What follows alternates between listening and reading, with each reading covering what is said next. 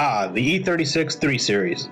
It has been a poster child for the Euro crowd for about 20 plus years now. Now when you think of an E36, obviously the first car that comes to mind is the M3 Coupe.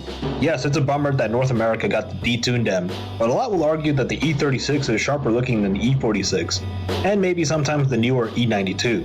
Then there's the sedan, which the four doors for more Coors crowd just fawn over. Yep, coupe and sedan, both handsome and powerful in their own right. Now imagine someone telling you that they drive an E36 and you walk out with them to the parking lot thinking you'll see a pretty sweet M3 or a 330i or whatever the next trim level was during the time.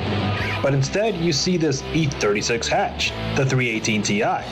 Now older guys seen many a 318 Ti, but as the years gone by, we've been seeing less and less of them. You would think this car would be all over shows like H2O and Wreckfest, but they're not, unfortunately. The body style is formerly known as the 3 Series Compact, a designation that was replaced by the 1 Series and now 2 Series. It had many powertrain options in Europe, but the US only got the 1.8 liter, 138 horsepower 4-cylinder with 0 to 60 at around 9 seconds, which didn't make it any M3, but it was still cool because it was a hatchback E36. However, as it turns out, sales started to fall, with a total of 3,735 compacts being sold from a total of 57,000 3 Series in 1997. The 318 Ti was an attempt to make BMW more available to the masses, and it sort of worked initially.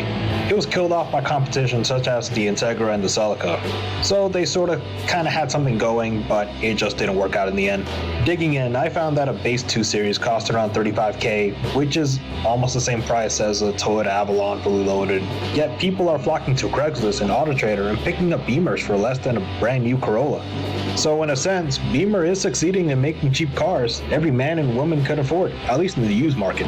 As for the 318 Ti, they were underappreciated at the time, and I hope as the years gone by, especially in the hardline Euro crowd, people will start to see what these cars really were and how cool they were, and start to pick them up and start to work on them. I certainly like to see more of these hatchbacks in Euro shows and just car meets in general.